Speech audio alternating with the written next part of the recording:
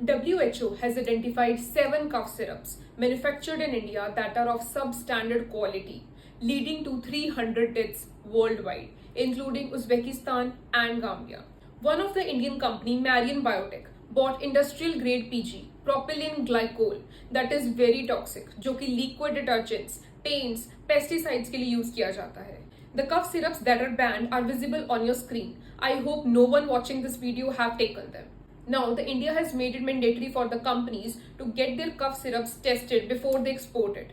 But what about the people who have died with their cough syrups?